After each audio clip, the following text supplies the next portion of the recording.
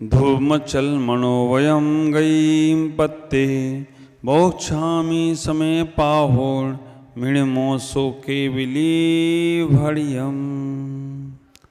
आचार्य कुंद स्वामी इस समयसार ग्रंथ के अंदर मंगलाचरण के अंदर बहुत सारी बातें जो हमारे जीवन में उस सिद्ध अवस्था की याद दिलाती है, जिस सिद्ध अवस्था को हमें पाना है।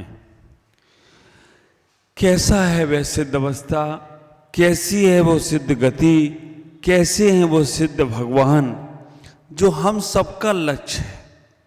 आप विचार करके रखना, आचार्य कुंद स्वामी इस ग्रंथ को उस समय लिखते हैं जब हम इस धर्म को, इस जन्नत को समझने का प्रयास कर रहे हैं। कुंद स्वामी महाराज यहाँ कह रहे हैं बंदित्व। बंदित्व का मतलब है नमस्कार करना। बंदित्व का मतलब है नमस्कार करना।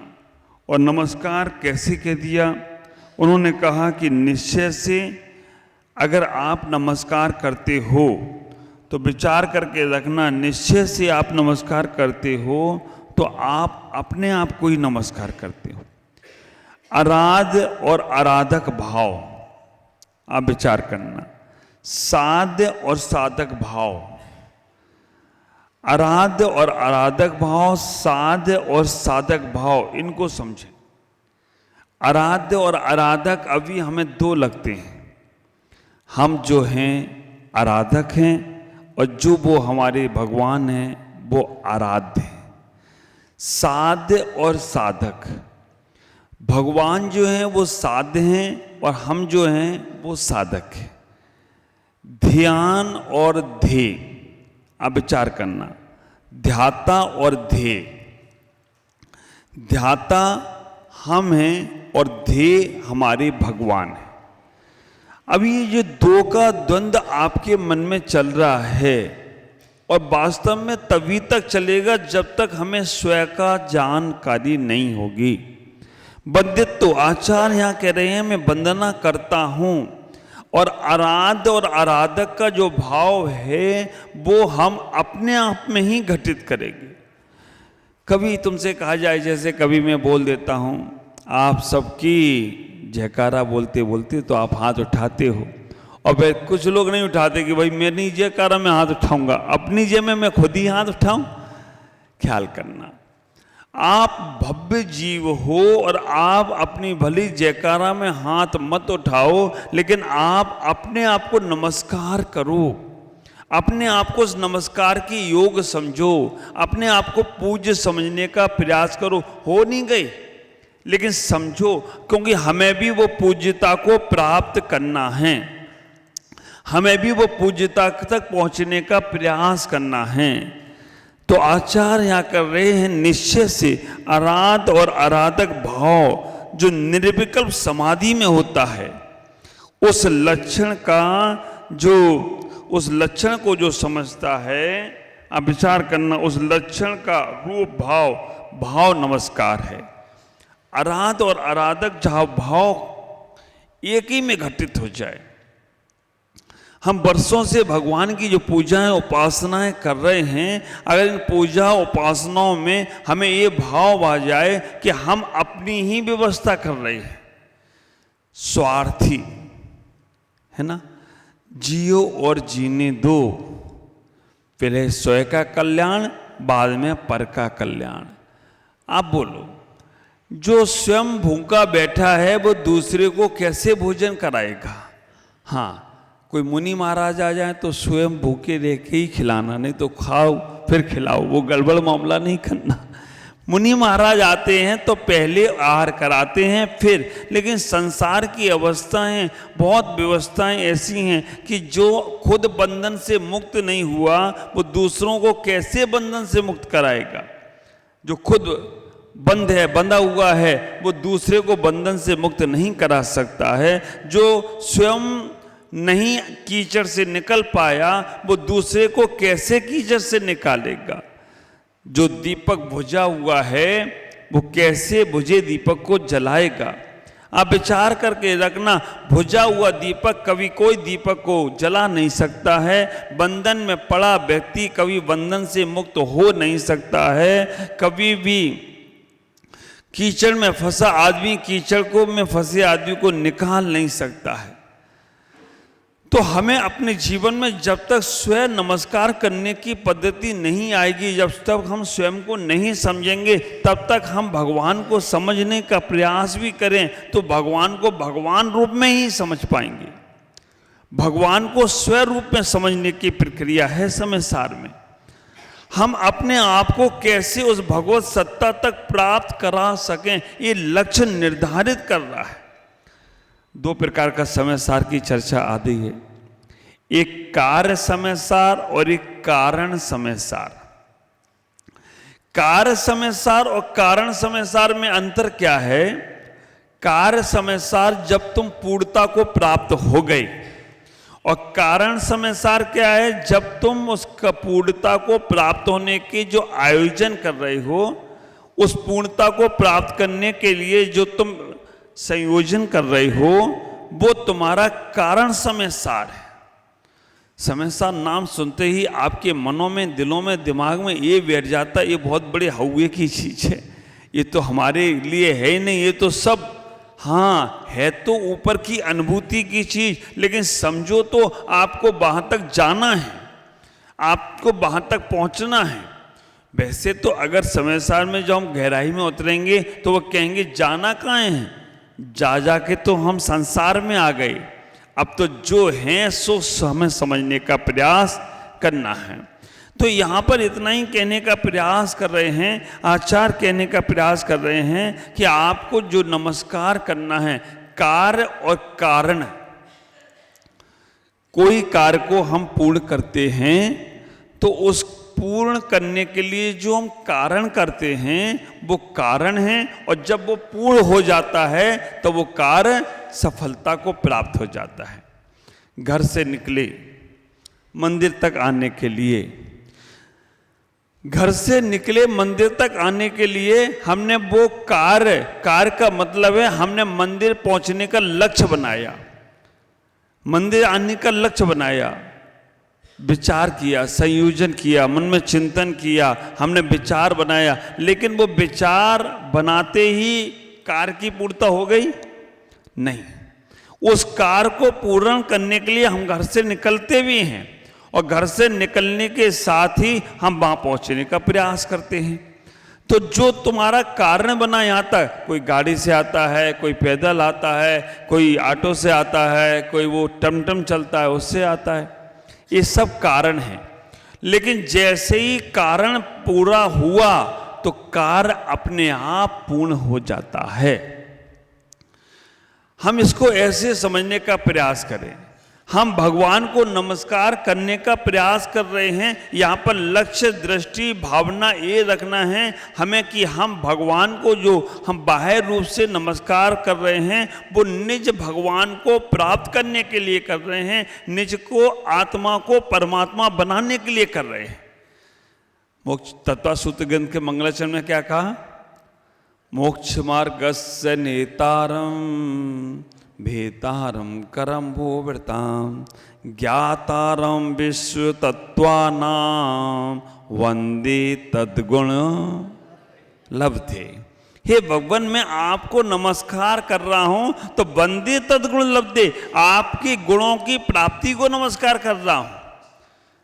अब समय सार कहेगा वो उनसे क्या प्राप्त करना, वो तो तुम्हारे पास खुद हैं, ख्याल करके रखना, उनसे क्या प्राप्त करना, लेकिन उनसे समझकर उनके गुण जो हैं वो गुण हमारे अंदर भी हैं, उन्हें ही प्राप्त करने के लिए नमस्कार कर रहे हैं। जो वस्तु तुम्हारी है उस वस्तु को समझाने का प्रयास कर रहे हैं। पहले दिलो दिमाग में बैठ जाए वो अनंत केवल ज्ञान आपको पास है। आप विचार करके रखना, जो चीजें यहाँ कहीं जा रही हैं, अनंत ज्ञान, अनंत दर्शन, अनंत सुख, अनंत वीर, अनंत चतुष्टय जो प्राप्त हो रहा है भगवान को, वो किसी दुकान से खरीद कर लाते हैं, किसी मार्केट में मिलता है, मंदिर में मिलता है, गुरुओं के पास मिलता है, कहीं से मिलता है क्या? कहाँ मिलता है? आत्मा में मिलता है। बिल्कुल सही बोले हमारे यज्ञ महाराज, यज्ञ नायक महाराज मनीष भाई।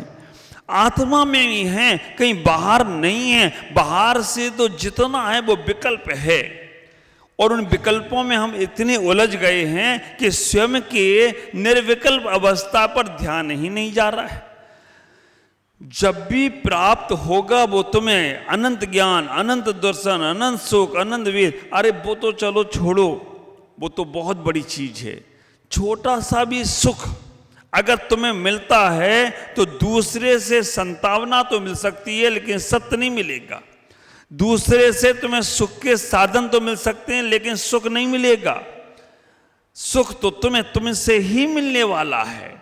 ख्याल करो, अगर टीवी में सुख होता तो हर घर वाले के पास टीवी है, वो सब सुखी हो जाते। बीवी में सुख होता तो हर शादीशुदा वाले के पास बीवी है, वो सब सुखी हो जाते। बाल बच्चों में सुख होता तो बाल बच्चे तो जिनने शादी की है, संसार बसाया है, उनके यहाँ बाल बच्चे भी हैं, वो सब सुखी हो जाते हैं। अगर गाड़ी में, घोड़े में, गाड़ी, बाड़ी, लाड़ी, इनमें सुख होता तो सबके पास गाड़ी है, सबके पास बाड़ी है, और सबके पास लाड़ी भी है। गाड़ी का मतलब 4 पहिए की, बाड़ी का जो खड़ा हुआ है, और लाड़ी का मतलब समझते ही हो। तो सुख इनके अंदर नहीं है। आचार कह रहे हैं सामान सा भी सुख चाहिए। तो जब तुम्हारा मन उस चीज में सुख ढूंढेगा, सुख प्राप्त करेगा, तो तुम सुखी हो जाओगे। सामान सा सुख पाने के लिए भी हमें अपने मन को एडजस्ट करना पड़ता है, मन को व्यवस्थित करना पड़ता है। आप विचार करके रखना, अगर उस मन को अपने एडजस्ट कर लिया तो सूखी रोटी में भी सुख मिलता है, और मन को एडजस्ट नहीं किया तो घी चुपड़ी रोटी भी तुम्हें दुखी करने वाली है। आचार्य यहाँ इतना ही कह रहे हैं, जो तुम में आज बात करूंगा आपसे, वो आपकी ही बात करूंगा। आपके पास वो सारा वैभव है। हम वर्षों से भगवान को जो नमस्कार कर रहे हैं, निश्चय से आराध और आराधक भाव आपका ही है। आराध्य, आराधक, आप ऐसा निश्चय से करें। इसको आचार्य ने कह दिया कार्य समयसार और कारण समयसार। कार्य समयसार का मतलब है जब तुम पूर्णता में अपने आप में लौट जाओगी। जब हम लोग ध्यान की गहराई में, मेडिटेशन में ले जाते हैं, तो पहले बच्चों को जैसे टॉफी पकड़ाते हैं ना, बच्चों को टॉफी चॉकलेट पका के उनका मन टॉफी चॉकलेट में लगाते हैं। ऐसे ही आपको एक साधन दे दिया कि आप ज्यादा बाहर भटक रहे हो तो कम से कम भगवान का ध्यान करो, भगवान का ध्यान करो, भगवान का ध्यान करो। उसके बाद कह दिया तीर्थों पर जाओ, तीर्थों पर ध्यान करो, तीर्थों का ध्यान करो। ये सब तुम्हारे मन को एकाग्र करने के लिए कहा गया। और जब तुम मन के एकाग्र करने के लिए जाते हो, उसके बाद जब लौट कर आते हो तो कहा अब तुम अपने शरीर का ध्यान करो, शरीर का ध्यान करो, क्योंकि शरीर तुम्हारे साथ 24 घंटे है। उठता है, बैठता है, तो शरीर के एक एक अंग का ध्यान करो। माथे पर, हाथ पर, गर्दन पर, पीठ पर, सब पूरा ध्यान करो। उसके बाद जब शरीर के पास तुम लौट आते हो, तब कहते अब श्वासों पर ध्यान करो। श्वास आ रही है और श्वास जा रही है। आप विचार करना, बाह्य की प्रवृत्ति से रोकने के लिए परमात्मा की तक प्रवृत्ति तुम्हारी जोड़ी, बाह्य के प्रपंचों से बचने के लिए परमात्मा तक का तुम्हें सरपंच दे दिया, परमात्मा तक का तुम्हें एक साधन दे दिया। लेकिन परमात्मा से उस साधन को प्राप्त करने के लिए लेबोरेटरी में सीख लिया तो प्रैक्टिकल अपने आप में करना है। साइंस विज्ञान लोग जाते हैं, लेबोरेटरी में सीखते हैं और बाद में प्रैक्टिकल करते हैं। तो हमने परमात्मा बनने का लेबोरेटरी में सीखा, अब अपने आप में लौटाओ। जब कभी खाली समय मिल जाए, पूजा पाठ से एक पूजा कम करोगे तो चलेगा, लेकिन फिर उतना समय 5 मिनट अपने शरीर का चिंतन करो, शरीर पर लौटाओ। क्योंकि हे भगवान, जो तुम्हारे पास है वही तो मेरे पास है, और जो मेरे पास है वही तो तुम्हारे पास है। हमारे में और आप में कोई अंतर नहीं है। मैं निश्चल निष्काम ज्ञाता दृष्टा आत्म राम। आप विचार कर, स्वतंत्र निश्चल निष्काम, हम ऐसी भावना जब हम अपने तक लौटने लगेंगे, जब अपने तक आने लगेंगे, फिर कहेंगे श्वास लेना है और श्वास छोड़ना है। अभी आपको सही से श्वास लेना नहीं आता है। आप विचार करना, आप श्वास लेते हो पेट अंदर जाता है, श्वास छोड़ते हो पेट बाहर आता है। ये प्रक्रिया उल्टी है। योगा वाले भी कहते हैं, प्राणायाम वाले भी कहते हैं, और हमारा साइंस कहता है, और हमारा विज्ञान और हमारा धर्म कहता है। शुभचंद आचार्य जब ज्ञानार्णव ग्रंथ के अंदर जब हमें ध्यान की प्रक्रिया सिखाते हैं तो कहते हैं रेचक, पूरक और कुंभक। रेचक, पूरक और कुंभक। आप विचार करना, श्वास लेना पूरक, श्वास छोड़ना रेचक, और श्वास रोकना कुंभक। कुंभक दो प्रकार का, बाह्य कुंभक और अंतर कुंभक। बाह्य श्वास रोकना, पेट अंदर चला गया, श्वास रोक दी, बाह्य कुंभक हो गया। श्वास पेट में भरी, पेट फूल गया, फिर रोक लिए, अंतर कुंभक हो गया। तो आप विचार करना, ये श्वास लेना और छोड़ना, जब कभी भी आप श्वास लो, अगर आपका स्वास्थ्य आपको ठीक रखना है तो आप श्वास लें तो आपका पेट फूलना चाहिए, श्वास छोड़ें तो पेट अंदर जाना चाहिए। ये प्रक्रिया आपको चेंज करना पड़ेगी। अगर आप, अब देखना, आप प्रैक्टिकल देखना, अभी भी बैठे बैठे देख सकते हो, श्वास ले रहे हो तो पेट अंदर जा रहा है, और श्वास छोड़ रहे हो तो पेट बाहर जा रहा है। अगर थैले में कोई सामान डालो, प्लास्टिक के थैले में, गुब्बारे में हवा भरो, पिचकता है या फूलता है? बगई गांव वालों, शायद आपके यहाँ कुछ उल्टा अलग से होता हो।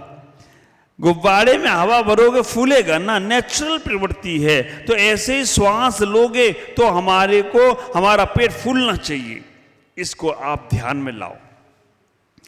कुछ नहीं, कोई भगवान का ध्यान नहीं। भगवान का ध्यान करने के बाद फिर अपने ध्यान में आ जाओ। तो ये जब आप आओगे, जब अपने श्वास पर अपने आओगे, फिर आचार्यों ने कितनी अच्छी अच्छी कलाएं सिखाई। जन्म जात हमको नमोकार मंत्र सिखाया। जन्म जात हमें नमोकार मंत्र, बच्चे के जब जन्म लेकर मंदिर में पहुंचता है, 45 दिन के बाद सबसे पहले उसके कान में नमोकार मंत्र सुनाया जाता है। लेकिन आजकल तो इतना फास्ट हो गया है, और आजकल नहीं, पहले से ही है। बच्चा माँ के घर में आया तो गर्भ संस्कार पहले महीने में, तीसरे महीने में, 5वें महीने में, 7वें महीने में, 9वें महीने में। जो माँ गर्भवती बनने जा रही है, 9 महीने तक भगवान की पूजा करके जा सकती है। संस्कार, बच्चा जब जन्म ले तो तुरंत आप लोग उसे नमोकार मंत्र सुना देते हैं। ये संस्कार जो डाले जा रहे हैं, आप विचार करना। तो हम जब नमोकार मंत्र पढ़ें, अभी आपको सही से नमोकार मंत्र पढ़ना भी नहीं आता है। हाँ, जब कभी हम भरी सभा में बोले कि सभी लोग 9 बार नमोकार मंत्र पढ़ो, तब हमें देखने में बड़ा मजा आता है। एक ने पढ़ा, दूसरा ये देखता इसका कब ऐसे ऐसे हाथ हुआ, तो उसने भी ऐसे ऐसे घुमाए। आप विचार करके रखना, घुमा घूम के उसने भी नमोकार मंत्र 9 कर लिया। आचार्यों ने कहा है कि नमोकार मंत्र को हम श्वास के माध्यम से जाने। नमो अरिहंताणम, बोलो।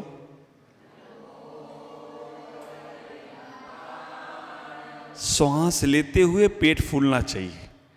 नमो सिद्धाणम,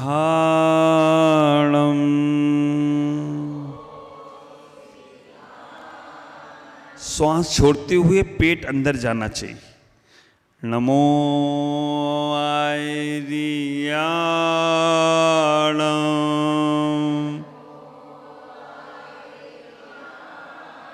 श्वास लेते हुए पेट बाहर आना चाहिए।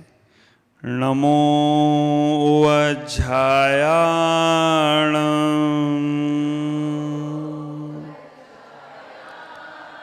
श्वास छोड़ते हुए पेट अंदर जाना चाहिए।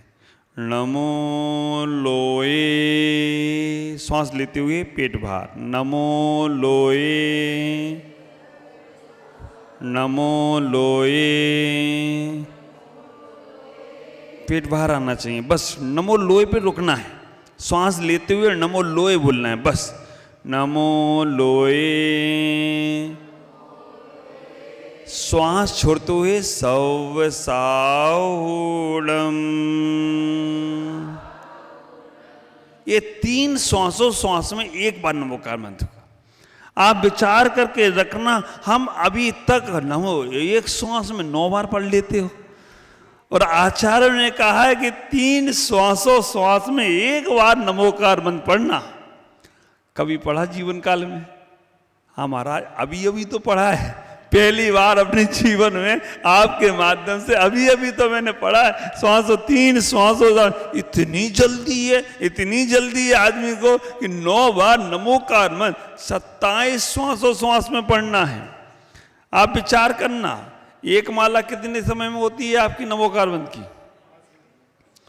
5 मिनट में। हमारी चक्रवर्ती महाराज बोल रहे हैं 5 मिनट में आपकी एक माला हो जाती है। वो माला फिरते फिरते मंत्र माला में चलता रहता, मन मार्केट में चला जाता है। क्यों? आप विचार करना, एक माला नमोकार मंत्र की 45 मिनट में होती है। 2 घड़ी, एक समूह सामायिक का समय पूरा 1 घड़ी का, एक माला 45 मिनट में। बाप रे, कैसे होगा? आप श्वास में करो, 9 बार पढ़ो। ये श्वास तक आपका जब नमस्कार आएगा, और उसके बाद जब नमस्कार में हम और अंदर जाएंगे, तब हमें निज परमात्मा का आराध्य और आराधक, तब हम अपने अंदर बैठी हुई आत्मा को वो प्योर होगी। मानसिकता तो बनाओ, ख्याल करना। अभी क्या होता है कि आप आते हो सीधे से माला फिरने बैठ जाते हो, तो माला में मन नहीं लगता है। मैंने ये बात एक बार तरुण सागर महाराज से पूछी थी कि महाराज, जो लोग श्रावक आते हैं माला फिरने बैठ जाते हैं, माला में मन नहीं लगता है। उन्होंने कहा माला फिरने के पहले एक बार स्तुति करो, कोई भगवान का गुणानुवाद करो, भगवान के लिए कुछ मन की तैयारी करो। जब वो तुम तैयारी करोगे तब माला में मन लगेगा। डॉक्टर भी इंजेक्शन लगाने के पहले क्या करता है? स्पीड से हाथ को थोड़ा सा, और स्पीड से हाथ को जहां इंजेक्शन लगाना है वहां स्पीड से लगाता है। उसके बाद भी वो तुम्हारी मानसिकता बनाने के लिए तुम्हारे सामने इंजेक्शन निकालता है, इतनी बड़ी सुई दिखाता है कि तुम मन में तैयार हो जाओ, ये अब तुम्हारे अंदर जाने वाली है। और फिर वो तुम्हारे सामने उसमें दवाई भरता है। दवाई भरने के बाद फिर तुम्हारी आंखों के सामने लाता है, पुश करता है, थोड़ी दवाई बाहर निकलती है, फिर एक बार स्पीड करता है, फिर पकड़ कर, यार अगर ज्यादा चिल्लाने वाला होगा तो कहते 4 पकड़ो इसको, और जो शांति वाला होगा उसको धीमे से करके वहां पर फिट कर देता है। तो ये मानसिकता तो बनाओ कि हम आप भगवान की ओर अग्रसर हो रहे हैं। जब मानसिकता बनती है तो वो निश्चय हम अपने आप में लौटने लगेंगे। और बैठ जाओ, आराध्य और आराधक। अब ना शरीर हमारा है और ना श्वास हमारी है। आप विचार करना, ये 4 प्राण है ना, जो शरीर, आयु, श्वास, इंद्रिय, ये सब संसारी जीवों के हैं। ये कुछ भी नहीं है, ये तो चलेंगे, ये काम का चलता ही रहेगा। आपको कोई इंद्रियां बढ़ाना नहीं है, आपको तो भोजन करता इंद्रियां अपने आप बढ़ती हैं, श्वास अपने आप मिलती है। आप विचार करके रखना, बल शरीर में अपने आप आता है। आप तो नेचुरल भोजन करते हो, उससे सब होता, ये चले गई। लेकिन जो नहीं चल रहा है उसे चलाना है। तो यहाँ पर जब ध्यान में बैठो तो निज आत्मा की हम केवल शुद्ध प्योर स्फटिक मणि की तरह आत्मा है, शुद्ध प्योर। तो आपका ये ध्यान होगा, वो निश्चय स्तुति होगी, आराधक। आचार्य ने कहा व्यवहार स्तुति। आप अपने आप का ध्यान करना शुरू करना, जरूर करना। ये मंगलाचरण में आचार्य जो सिद्ध अवस्था का व्याख्यान कर रहे हैं, ये सिद्ध अवस्था में जिन्होंने सिद्धों ने अपनी आराधना और आराधक बनकर अपने आराधक को अपने आप को ही आराध बना लिया, उनकी स्तुति है। लेकिन वही स्तुति तुम्हारी है। 24 घंटे में 5 मिनट अपने लिए समय निकालकर हम अपने आप को समझें। आचार्य कह रहे हैं फिर भी हम जो स्तुति और करते हैं, कह रहे हैं व्यवहार वचन रूप द्रव नमस्कार के द्वारा वंदना करके किसकी वंदना करना है? स्वयं आत्मा की उपलब्धि की वंदना करना है। तो व्यवहार स्तुति क्या है कि जो तुम भगवान की वंदना कर रहे हो, नमस्कार कर रहे हो, ये व्यवहार स्तुति है। कारण समयसार में भी आचार्य ने कह दिया कार्य तो पूर्णता को जब प्राप्त होगे तब होगा, लेकिन कारण में भी कह दिया व्यवहार कारण समयसार और निश्चय कारण समयसार। व्यवहार कारण समयसार क्या है?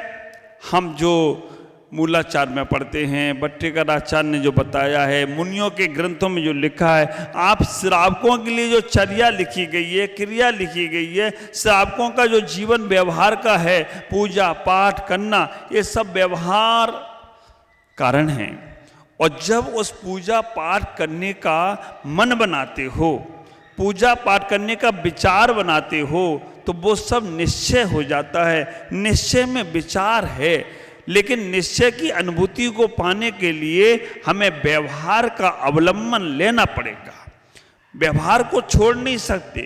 अब व्यवहार को छोड़कर निश्चय ही निश्चय करेंगे तो आचार्य कहते तुम अभी तक हमारे पास ही नहीं आ पाए हो, अपने पास क्या पहुंचोगे? आचार्य कह रहे हैं निश्चय कर लो, फिर निर्णय कर कर हम उस मार्ग पर बढ़ने के लिए जो कार्य करते हैं वो व्यवहार है। इस व्यवहार को आप विचार करो।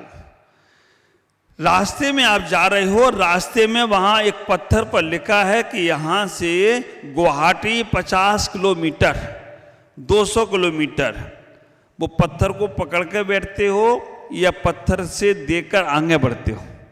उस पत्थर को पकड़ के बैठ जाओ, हाय मेरा गुवाहाटी, हाय मेरा कलकत्ता, हाय मेरा बम्बई। तो वो जो पत्थर को पकड़ के बैठ गया ना, वो कलकत्ता, बम्बई, दिल्ली, हावड़ा कहीं नहीं पहुंचने वाला है। पत्थर को पढ़कर वो आगे बढ़ता है तो आगे पहुंच जाता है। इसी प्रकार से हम व्यवहार के माध्यम से भगवान के दर्शन करने आए, गुरुओं के दर्शन करने आए, जिनवाणी का स्वाध्याय किया और उनको देखकर आगे बढ़ो। जब आगे बढ़ोगे तब तुम वहां तक पहुंच पाओगे।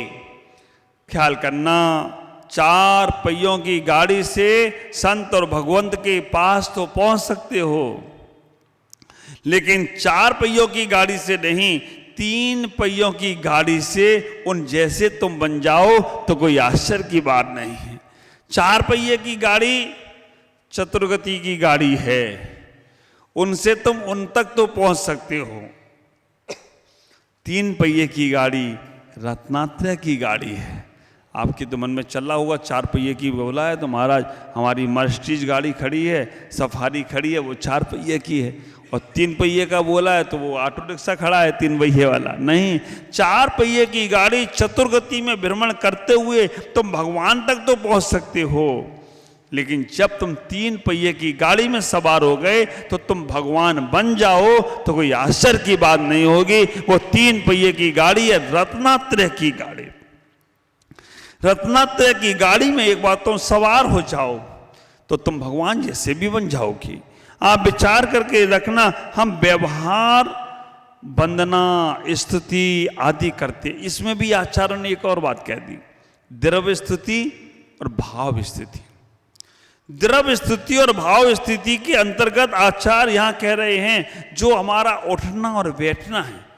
आप लोग बोलते हैं ना द्रव्य पूजा और भाव पूजा। द्रव्य पूजा में क्या लगाते हो आप लोग? अष्ट सामग्री चढ़ा दी, ये द्रव्य पूजा हो गई। और भाव पूजा में क्या लगाते हो आप लोग? हमने सामग्री नहीं चढ़ाई, केवल भाव कर लिया, भाव पूजा हो गई। विचार करना, द्रव्य पूजा हम साधु लोग करते हैं क्या? हम लोग कौन सी पूजा करते हैं? भाव पूजा। ये आप लोगों की धारणा है, हम भी द्रव्य पूजा करते हैं। मंदिर की जो परिक्रमा हमने लगाई, ये द्रव्य से लगाई या भाव से? हाँ, शरीर क्या है, द्रव या भाव? द्रव है। उठना बैठना, स्तुति करना, मंदिर की परिक्रमा लगाना, स्तुवन करना, ये सब द्रव पूजा है। और हमारे आचार्यों ने अगर इसको और अध्यात्म से घटाएं तो छठवें गुणस्थान तक द्रव से ही स्तुवन है, छठवां गुणस्थान। सातवें गुणस्थान में जब हम जाएंगे और सातीसे में चलेंगे तब हमारा भाव स्तुवन होगा। जैसे आचार्य इस बात को पुष्टि करते हैं, अमृतचंद आचार्य नहीं करेंगे। वो कहेंगे कि भाई द्रव्य स्तवन और भाव स्तवन की बातें नहीं है। आप विचार करके रखना, जब हम अपने आप में लौटेंगे तो भाव स्तवन है, और जब तक हम बोल रहे हैं ये सब द्रव है।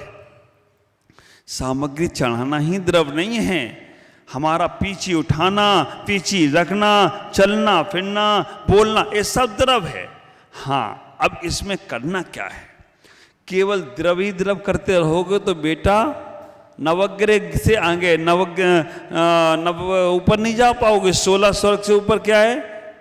9 अनदिश, 9 ग्रेविक, और उसके बाद तो अगर हम द्रव क्रिया ही करते रहेंगे तो मुनि वेश का ये प्रभाव पड़ेगा, श्रावक भाव क्रिया भी करे, शुद्ध क्रिया भी करे तो भी 16वें स्वर्ग से ऊपर नहीं जा सकता। लेकिन मुनिराज द्रव क्रिया ही करें, भाव नहीं लग रहा है, तो भी 9 ग्रेविक तक जा सकते हैं।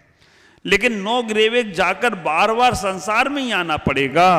तो आचार्य यहां कह रहे हैं कि द्रव क्रिया के साथ भाव क्रिया भी करो। हाँ, जब प्योर तुम भाव क्रिया में पहुंच जाओगे तब तुम्हें द्रव क्रिया करने की जरूरत ही नहीं पड़ेगी, और वो अवस्था बनेगी शुद्ध निश्चय सम्यक दर्शन की 7वें गुणस्थान में। अभी तुम 4थे गुणस्थान में घर में रह के सोचो कि हम भाव क्रिया कर लें तो द्रव करने की जरूरत नहीं पड़ेगी, तो आचार्य कहेंगे तुम प्रपंच कर रहे हो, अपने साथ छल और कपट कर रहे हो। हाँ, अब तुमने द्रव की क्रिया तब छोड़ दो जब तुम्हारे पास भाव की प्योर क्रिया, द्रव की आवश्यकता ही ना पड़े। जब वो व्यवस्था बनेगी शुद्ध निश्चय सम्यक दर्शन की, मुनि राज को वही बनेगी, और वो भी 7वें गुणस्थान के बाद ही बनेगी, 7वें में भी बनेगी, 6वें तक तो बन नहीं सकती। हाँ, अब इसमें लगाना ये है कि द्रव क्रिया भी जो करो उसमें भाव क्रिया जोड़ दो। द्रव पूजा में भाव पूजा को समाहित करो, केवल सामग्री ही मत चढ़ाओ, उसमें भाव भी नेचुरल रखो, भाव भी प्योर रखो कि भगवान में सामग्री चढ़ा रहा हूं तो इसलिए सामग्री चढ़ा रहा हूं, अनादि काल से चढ़ा दिया, आज तक मैंने अपने आप को नहीं समझा इसलिए चढ़ा रहा हूं। ये भगवान ये सामग्री हमारे आप तक जो चढ़ाकर अब ये चढ़ाना बंद हो, और अब तो हमें अपने आप में चढ़ाना शुरू करना है। आप विचार करना, द्रव क्रिया के साथ भाव जोड़ो, परिणाम जोड़ो। जब विचार जोड़ोगे तब तुम्हारा जीवन आनंदित होगा। तो द्रव स्तवन के साथ भाव स्तवन। आचार्य यहां कह रहे हैं बंदित्व सब सिद्धि।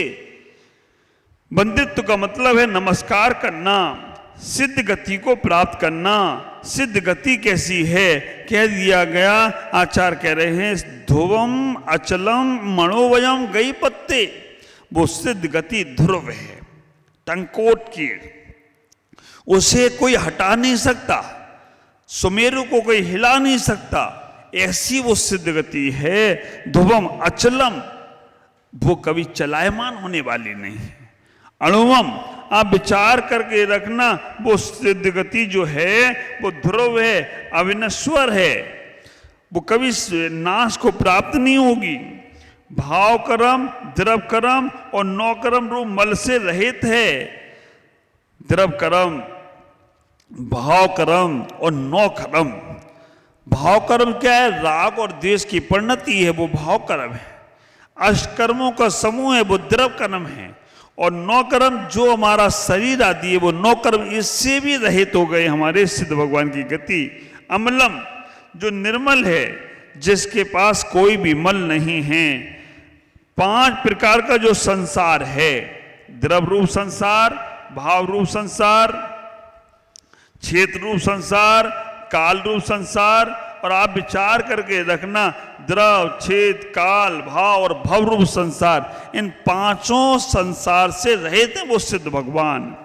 ऐसे हैं और वो अचल हैं, स्वभाव से सहित होकर अनुपम हैं, उनके ऊपर कोई उपमा नहीं, ऐसे निरूपम हैं। ऐसे वो सिद्ध भगवान को हम यहाँ पर नमस्कार करने का प्रयास कर रहे हैं। इतना ही विचार करना।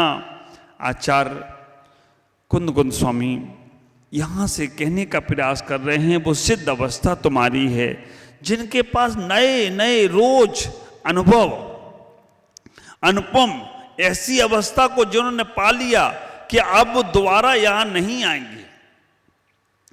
घी कभी भी दूध नहीं बनेगा, दूध हमेशा घी बन सकता है, युक्त के अंदर योग्यता है, उसके अंदर पात्रता है। तो हम अपनी इस अवस्था को समझने का प्रयास करें। आचार्य यहाँ पर कह रहे हैं कि हम अपने नमस्कार को सम्यक बनाएं। नमस्कार में संसार की इच्छाएं मत रखिएगा, क्योंकि अगर तुम बार बार संसार की इच्छाएं रखोगे तो भगवान भी कहेगा, भगवान तो कुछ कहेगा नहीं, कर्म तुम्हें कहेगा जाओ संसार में, लगे रहो संसार में। आप विचार करना, हर दुख में पॉजिटिव धारणाएं लेकर आओ, हर अवस्था में सकारात्मक सोच लेकर आओ, हर अवस्था में विचार परिणामों को अच्छा बनाने का प्रयास करो। जब तुम्हारी सोच सकारात्मक होगी तो तुम्हें साकार से निराकार की यात्रा भी होगी।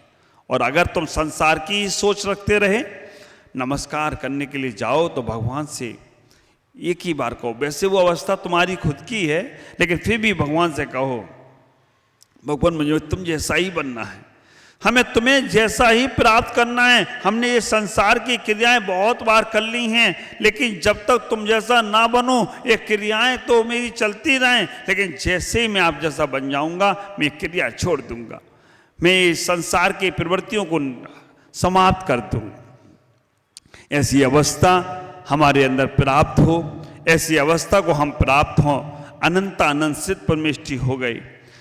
और आप विचार करके रखना, अभी हमने सिद्ध चक्र महामंडल विधान भी किया। सिद्ध चक्र महामंडल विधान में भी केवल और केवल सिद्धों की ही आराधना की। सिद्धों की आराधना कर कर हमने अपने सिद्ध शिला का शिलान्यास भी किया। तो आज आप इतना ही समझेंगे इस पहली गाथा के माध्यम से कि उस सिद्ध अवस्था को हमें प्राप्त करना है, तो हम अपने जीवन में उस शुद्धता की ओर भी ख्याल रखें। वो शुद्ध अवस्था तुम्हारी ही है, उसी को शुद्ध करने का प्रयास करना है, उसी को प्योर करने का प्रयास करना है, उसी को समझने का प्रयास करना है जो तुम्हारे पास है। अगर वो तुमने निर्विकल्प समाधि की अवस्था को ध्यान को किया तो गुणस्थान 7वां होगा, वो मुनिराज का होगा। फिर तुम्हें छोड़ना नहीं पड़ेगा, छूटता जाएगा। दो चीजों को समझना, छोड़ना और छूट जाना। जो चीज तुम्हें प्रिय होती है वो तुम्हें छोड़ना पड़ती है, और जो चीज तुम्हें प्रिय नहीं होती है वो छूट जाती है, उसकी तरफ ध्यान भी नहीं जाता है। हमसे छुड़ाया जाए उसके पहले हमें छोड़ देना। अगर आपको छोड़ना तो है ही है, अगर वो दुख में रूप में आकर छोड़ोगे तो आपको हमेशा कष्ट रहेगा। सुख का समय है और आप उसे छोड़ दोगे तो आपको उसका कष्ट नहीं होगा। नहीं तो छुड़ा लिया जाएगा, छुड़ा लिया जाएगा तो कष्ट होगा। तो जब अच्छा समय चलता हो और अच्छे समय को हम पाप रूप में परिवर्तित ना करें, पुण्य रूप में परिवर्तित कर लें। और अच्छा समय कैसे आए? दुख के समय आने के बाद तुमने संसार छोड़ा तो क्या छोड़ा? वो तो वैसी अवस्था हो गई, दांत टूट गए, चने का त्याग। बुढ़ापे में सियार ने भी कह दिया अब मेरा ब्रह्मचर्य का पालन करूंगा। आप विचार करके रखना, जागृत अवस्था में होश पूर्वक, सावधानी पूर्वक, समझदारी पूर्वक अपने आप को समझने की कला तुम्हारे अंदर आना चाहिए। जितनी वस्तुएं, जितनी क्रियाएं, जितनी चर्याएं, जितनी चर्चाएं आप करो, उसमें इतना ही भाव रखना कि अब मुझे अपने आप को भी पाना है, अपने आप में भी लौटना है, अपने आप को भी समझना है। थोड़ा सा समय है, ज़्यादा समय नहीं है। ख्याल करना, हमारे तीर्थंकरों के पास बहुत समय था, हजारों हजारों वर्ष थे। हमारे भगवान महावीर स्वामी के पास भी 72 वर्ष की उम्र थी, तो 30 वर्ष तक वो समझ गए थे, लेकिन हम लोग कब समझेंगे? 30 निकल गए, 40 निकल गए, 50 निकल गए, 60 निकल गए, 70-80 में भी आ गए तो भी नहीं समझ पा रहे हो। पहले तो ये होता था कि अभी तो बहुत छोटे हैं, अब बड़े हो गए तो अब क्या दिक्कत है? अब महाराज अब हाथ पैर चलते नहीं हैं, कौन सेवा करेगा? और यहाँ पर एक लोगों ने और अलग धारणा बना रखी, अगर कोई साधु सन्यासी बन जाए तो उनके परिवार वालों की उनकी सेवा करना पड़ती। भारी बुद्धि, वो उनकी सेवा को करने देवता आएंगे, तुम्हारे आने की आवश्यकता नहीं है, तुम्हें पुण्य कमाना है। ये पुण्य कमाओ जिससे तुम्हारा जीवन आनंद में बने, मंगल में बने, तभी तुम अपने जीवन को बहुत आह्लादित होकर प्राप्त कर सकते हो। आज इतना ही। ओम नमः जय।